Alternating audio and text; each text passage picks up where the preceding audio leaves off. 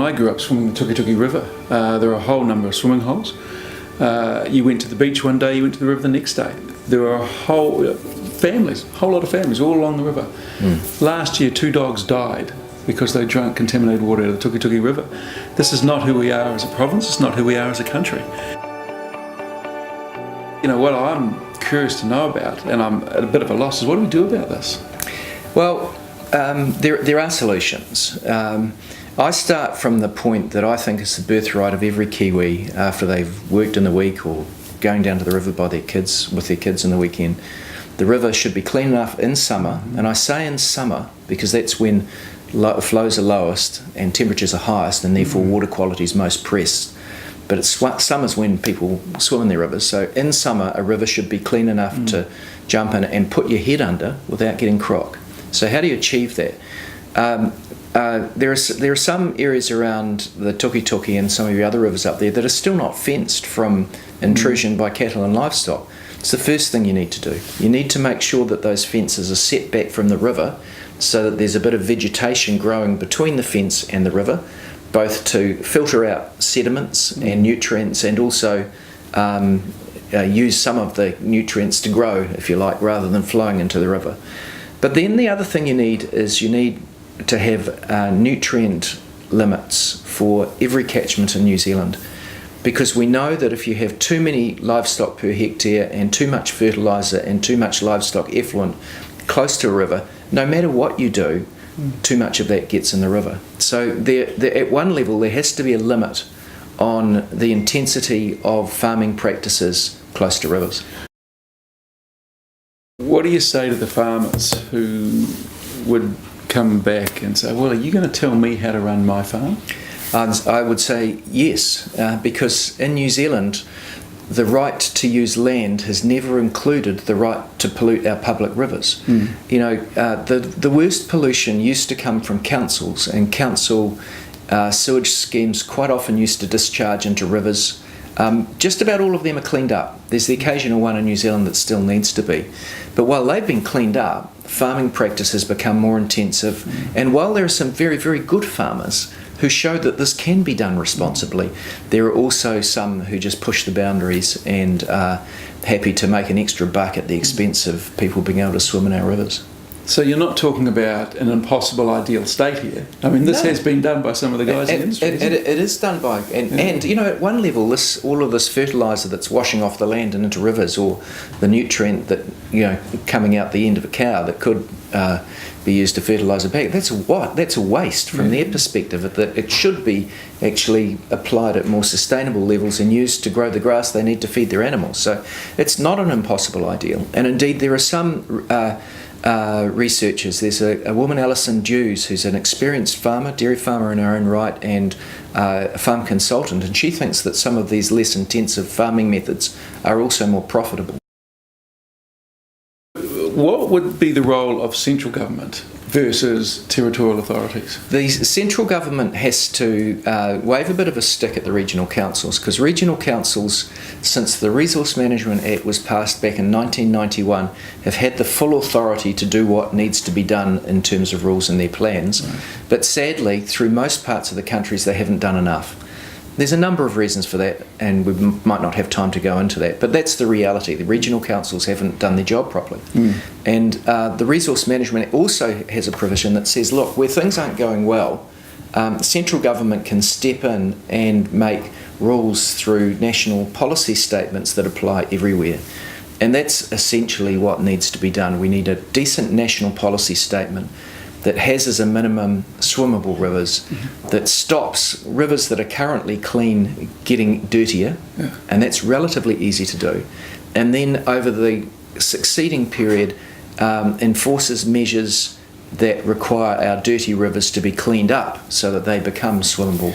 So what you're saying is we actually have the legal or the regulatory tools on the books at the moment to make this happen. Yeah, we have, and the sad thing is when this problem started under our last government, and it sounds a bit arcane, but the reason that people were a bit taken by surprise was that there was this huge surge towards dairying, which was caused by some good things for New Zealand economically, which was a rise in dairy prices overseas.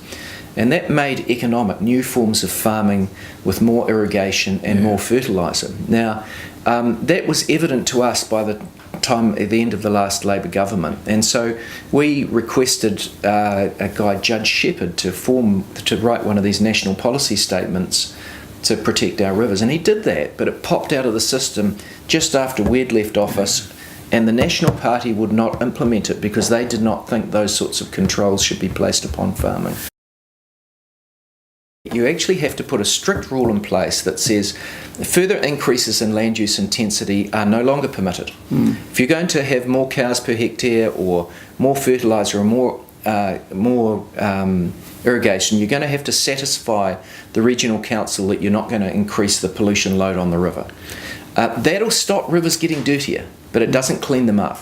And to clean them up, you need these nutrient limits and setbacks for fences. Well, rivers clean themselves up so long as you're not pouring more pollution into them. If you stop pouring pollution into them, the rain will clean them out. So it's not that hard. You've just got to stop excessive levels of fertiliser and livestock effluent coming in from the neighbouring farms. So you're the Minister of the Environment on the 24th of September, amongst other portfolios, no doubt. What would you do by the end of the year? I would be getting Judge Shepherd, or if he's retired, his replacement on the job, going back to his form of national policy statement to stop rivers getting dirtier. That's the first thing you've got to do.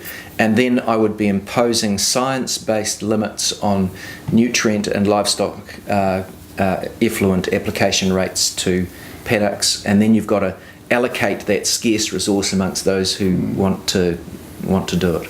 If we look at the tuki-tuki, dogs dying versus kids swimming, is there a sort of a realistic time frame we may be looking at here?